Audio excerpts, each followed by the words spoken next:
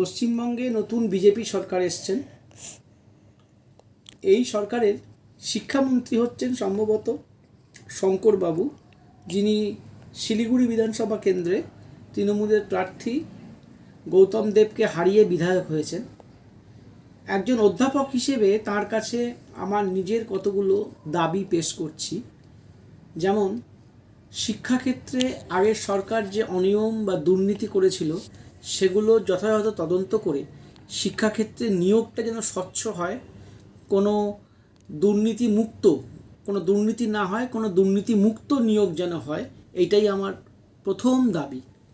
কারণ শিক্ষক সমাজ তৈরি করেন, সেই শিক্ষকের মধ্যে যদি ঘাটতি থাকে তাহলে সেই সমাজ তৈরির মধ্যেও ঘাটতি থাকবে।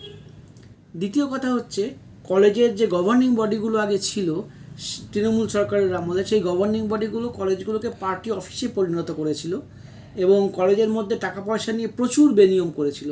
সেইগুলোরও যথাযথ তদন্ত হওয়া দরকার এবং এই কালচারটা যেন কলেজে বন্ধ হয়।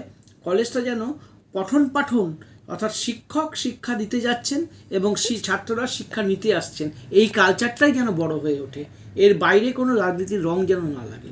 শুধু কলেজ নয়, যে কোনো বিদ্যালয় বা প্রাথমিক বিদ্যালয়ের ক্ষেত্রেও যেন এই নিয়ম নীতি অনুসরণ করা হয়। সে বিদ্যালয়, মহাবিদ্যালয়, বিশ্ববিদ্যালয় সবই পঠন পাঠনের জায়গা, রাজনীতির জায়গা না। এই শিক্ষাঙ্গনকে যেন রাজনীতি মুক্ত করা হয়।